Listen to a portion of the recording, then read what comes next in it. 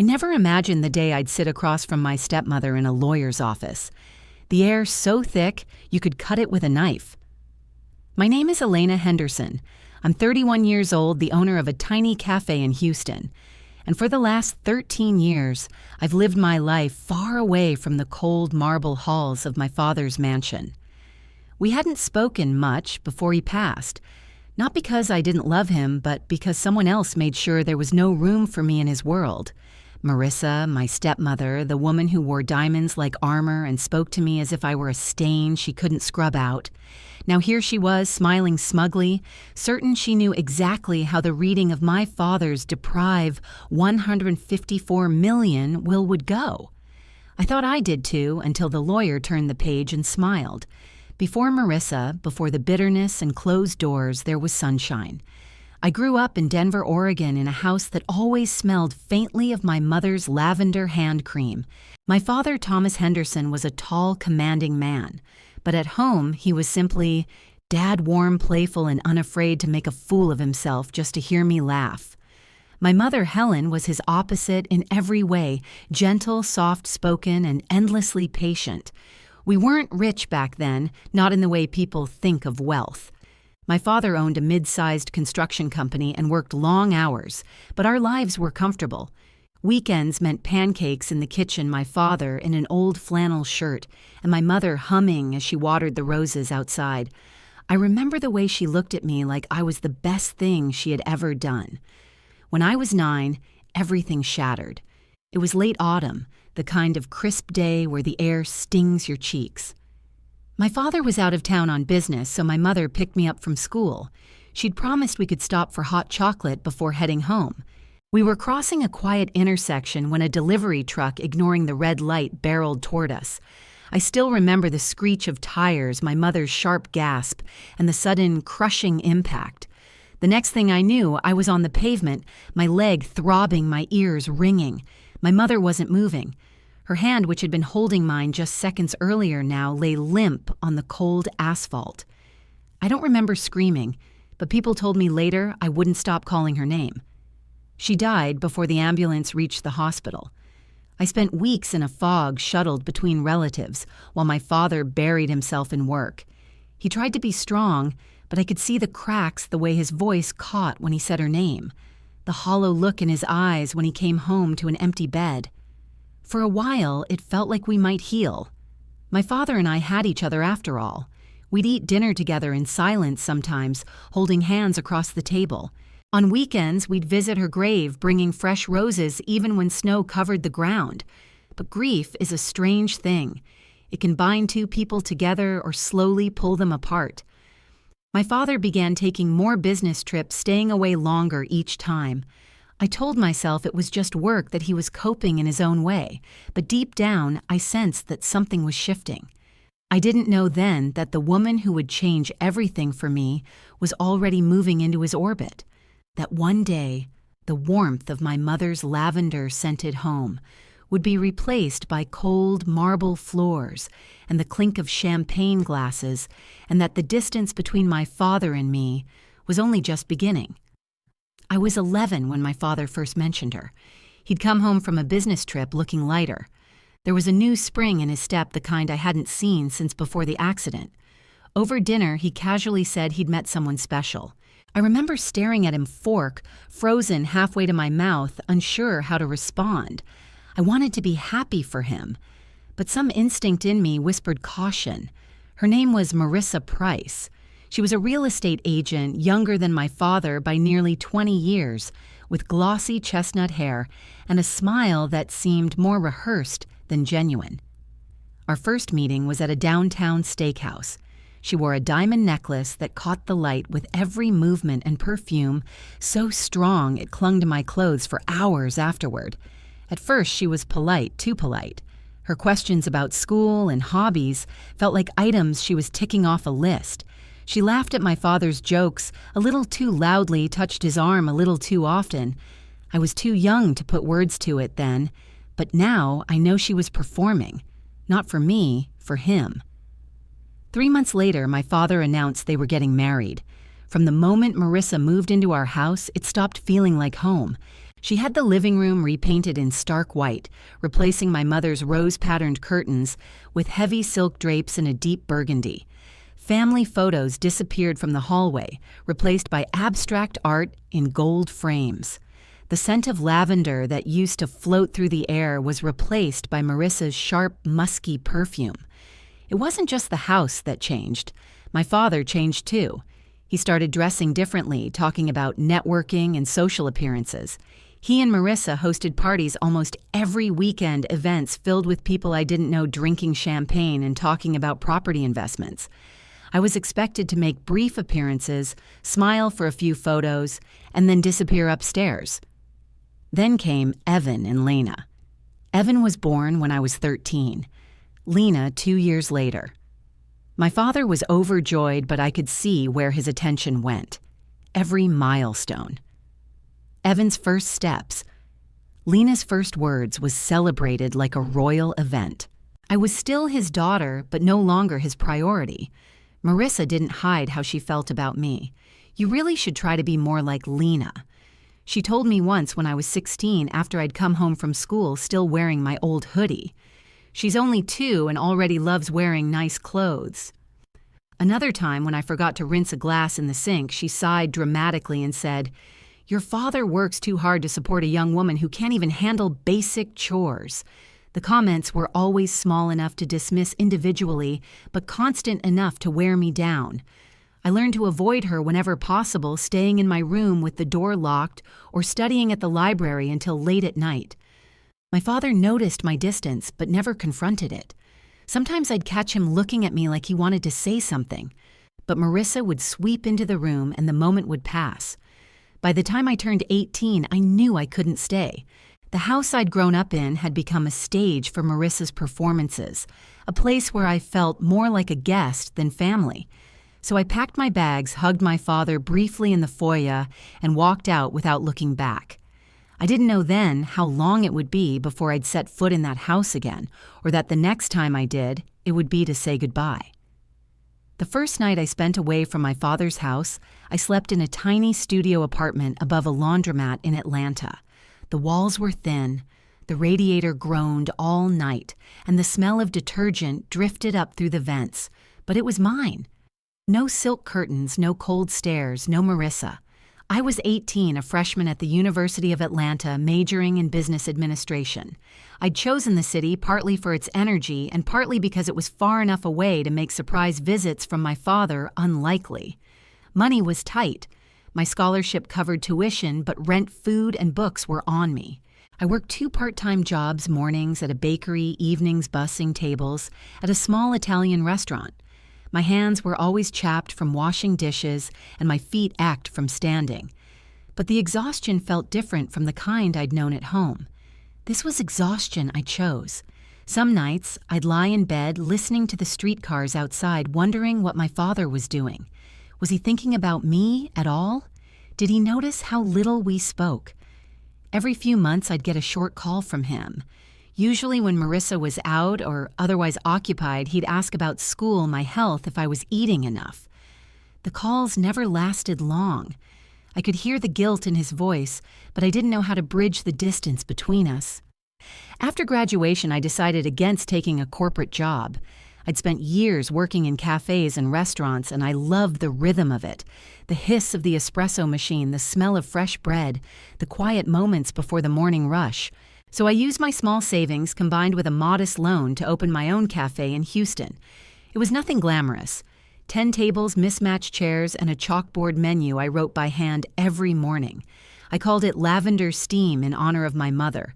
Every corner had a touch of her small potted lavender plants by the windows framed photographs of fields in bloom soft music that reminded me of the song she used to hum.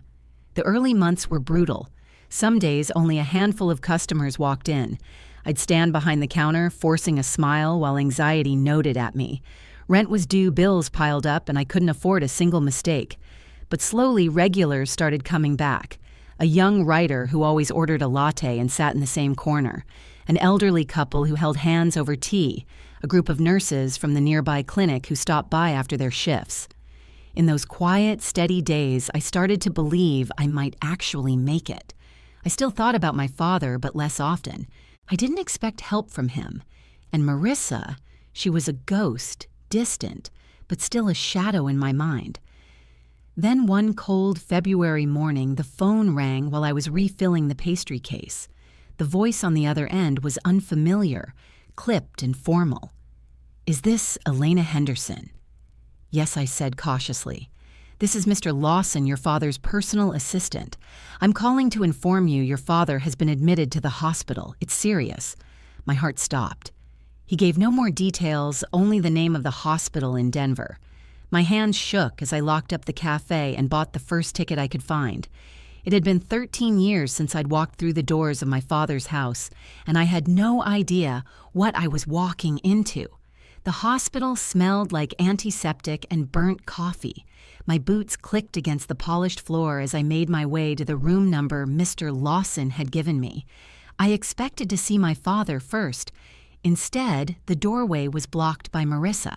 She hadn't changed much, still impeccably dressed, still wearing a smile that didn't touch her eyes. Her hair was swept into a sleek bun, a silk scarf knotted neatly around her neck. "What are you doing here, Elena?" She asked, her voice low but edged with disdain. "I'm here to see my father," I said. Her gaze swept over me, pausing on my thrift store coat and scuffed boots. "He's resting.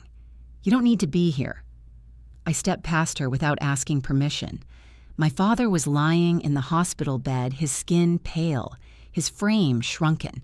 Tubes and wires surrounded him, the soft beep of the monitor marking each fragile heartbeat. But when he saw me, his eyes lit up. "Elena," he rasped, his voice weaker than I'd ever heard it.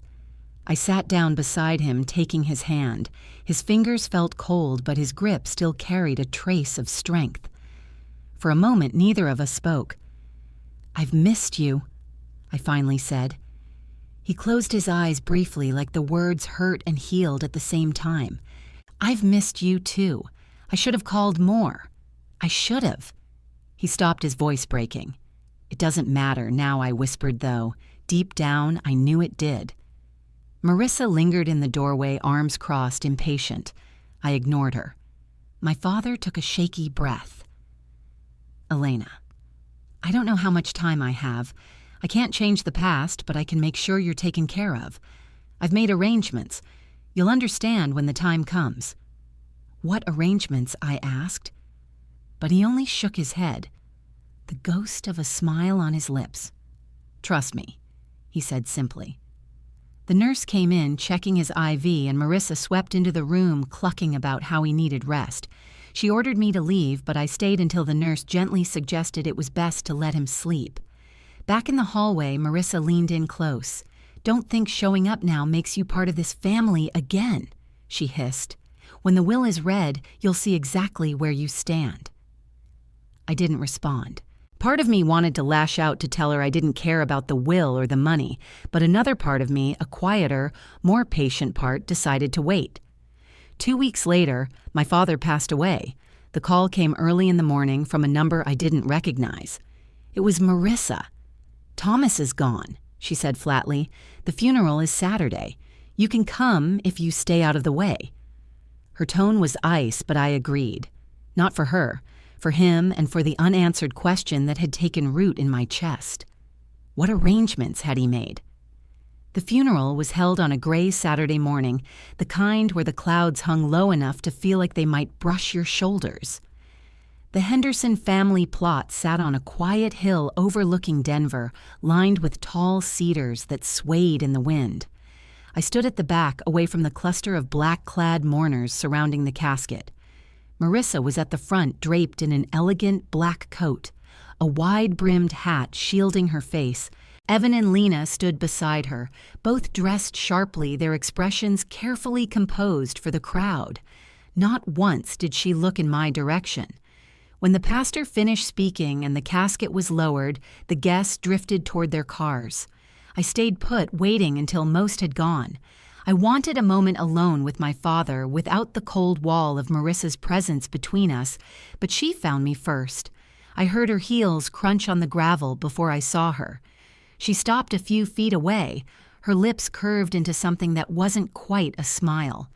"You can save yourself the trouble of hoping," she said softly, as if delivering a kindness. "You won't be getting anything from your father's will." I stared at her, stunned by the bluntness. She took a step closer, lowering her voice until it was just for me. "My stepmother told me I would not get anything from my dad's $154 million will." She sat there all happy during the reading of the will. But then the lawyer read one sentence, and he smiled. Except the reading hadn't happened yet. This was her prelude, her power move. Evan and Lena are his real family now. She added, her eyes glittering. You were just a reminder of a past he wanted to forget?" My fingers curled into fists at my sides. "That's not true," I said quietly. "Believe what you want," she said, turning away. "The lawyer's office is Monday at 10 Auro. Wear something appropriate." She walked off, her children trailing behind her like shadows. When they were gone, I approached the fresh grave. The stone was simple, engraved with his name, birth and death dates. My hand trembled as I brushed away a stray cedar needle from its surface. "I don't care about the money," I whispered. "I just wish we'd had more time." The wind carried the scent of damp earth and pine. I stayed until the cemetery was empty. My coat pulled tight around me before finally walking back to my car. That night, I barely slept. I kept replaying his words in the hospital. "I've made arrangements. You'll understand when the time comes." Marissa thought she had already won. Maybe she was right. Maybe Monday would strip away whatever hope I had left. But something in me, something stubborn and unyielding, refused to believe my father would leave me with nothing. I didn't know what was coming, only that I had to be there to hear it for myself. The lawyer's office was in an old brick building downtown, the kind with frosted glass doors and the faint smell of paper and polished wood. I arrived 10 minutes early, dressed in my best black dress and the only pair of heels I owned. My palms were damp and I could feel my heartbeat in my throat. The receptionist gave me a polite nod before pointing to a conference room down the hall. When I stepped inside, all conversation stopped. Marissa sat at the head of the long mahogany table, perfectly poised in a tailored black suit. Her lips curved into a smug smile the moment our eyes met. On either side of her were Evan and Lena. Evan lounging in his chair like he owned the place. Lena scrolling through her phone without looking up. And then there was a man I didn't recognize, tall, with slicked back hair and a designer watch that caught the light. Marissa leaned toward him, whispering something that made them both smirk. "That's Derek," Evan said, noticing my glance. "Mom's brother. He's here to make sure everything goes smoothly." "Smoothly," I repeated, taking the empty seat furthest from Marissa. The air in the room felt heavy, charged, with the unspoken assumption that I was about to be erased from whatever my father had left behind. Marissa's eyes never left me, her expression radiating the confidence of someone who believed she'd already won. A side door opened, and Mr. Whitman, my father's longtime attorney, entered. He was a stocky man in his 60s, with kind eyes that flicked briefly toward me before settling on his notes. "Good morning," he said, taking his seat at the head of the table. "We're here to read the last will and testament of Thomas Henderson." Marissa sat straighter, crossing one leg over the other. "Let's get on with it, shall we?" she said, as if she were in charge. Mr. Whitman opened a thick folder, the sound of paper crisp in the silence. "As per Mr. Henderson's wishes, I will read this in full. Please hold any comments until the end." I clasped my hands in my lap to hide the way they were trembling. He began to read, his voice steady. "I, Thomas Henderson, being of sound mind and body, hereby leave the entirety of my estate, including any real property, liquid assets, and personal belongings to my wife, Marissa Henderson, and our children, Evan Henderson and Lena Henderson." Marissa's smile widened. Evan leaned back in his chair, arms crossed like a victor surveying the battlefield. Lena glanced at me, her smirk almost daring me to react. I didn't move. Mr. Whitman continued, his tone unchanged. The remainder of my possessions shall be distributed according to my separate instructions filed herewith. For a fraction of a second, I thought I saw the corners of his mouth twitch, not in nervousness, but in something almost like amusement. Marissa caught it too, and her smile faltered. I didn't know it then, but that single moment, the brief curve of the lawyer's lips, was the crack in the facade, the part where everything began to shift. Mr. Whitman cleared his throat, shuffling the papers as if he were deciding whether to proceed. As stated, he continued, "The will leaves the estate as filed here to Mrs. Marissa Henderson and her children. That estate consists of—" He glanced down at the list in front of him, a cabin property in rural Wyoming and a 2001 pickup truck. The room went dead silent. Marissa blinked.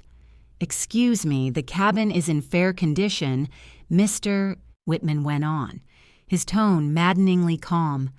"The truck runs, though it will require some maintenance." Evan sat up straighter. "That's it. That's all. That's all listed in the will." Mr. Whitman confirmed. Marissa's face flushed in angry crimson. "Where are the rest of the assets? The accounts, the company shares, the properties?" "My husband was worth $154 million. Derek cut in, his voice sharp. "So where is it?"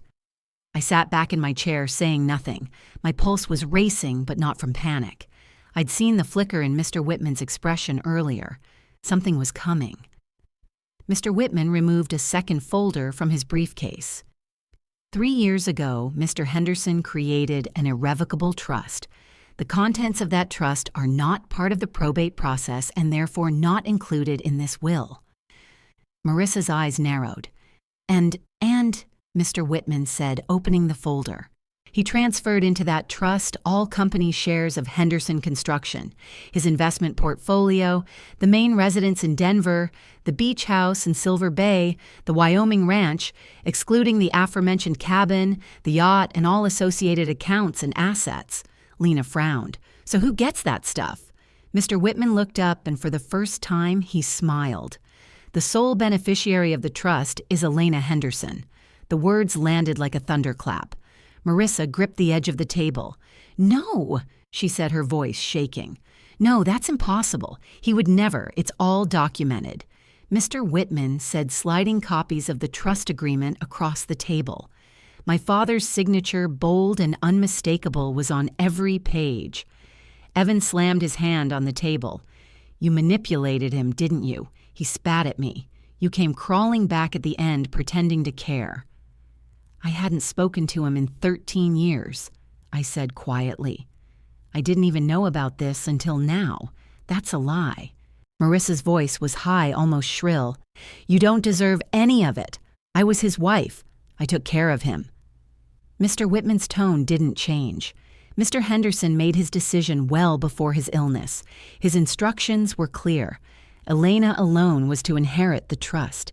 He said she understood the value of his work and would protect the legacy he built. The room erupted. Evan muttered curses under his breath. Lena started to cry, and Derek accused Mr. Whitman of hiding assets and threatened legal action. Marissa just sat there staring at the documents as if they might rearrange themselves if she glared hard enough. I didn't gloat. There was no satisfaction in watching their faces crumble, only a strange mixture of sadness and relief.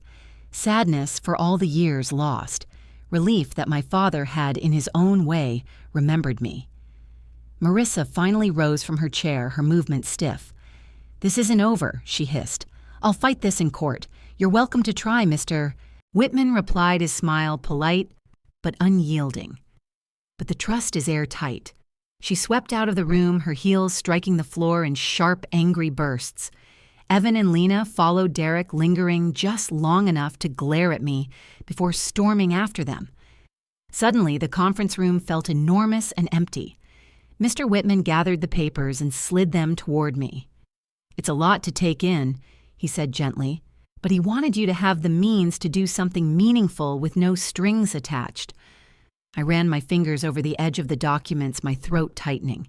He really thought I could handle all this. Mr. Whitman nodded. He told me once, "She's the only one who understands what it cost me to build all this. She's the only one who will protect it." For a long moment, I couldn't speak. The image of my father in the hospital bed came back to me, the way his hand had squeezed mine, the faint smile when he said, "Trust me." I finally stood tucking the folder under my arm. "Thank you," I said, my voice low but steady. As I left the office, the winter sunlight spilled across the street, cold but bright. For the first time in years, I felt like I could breathe.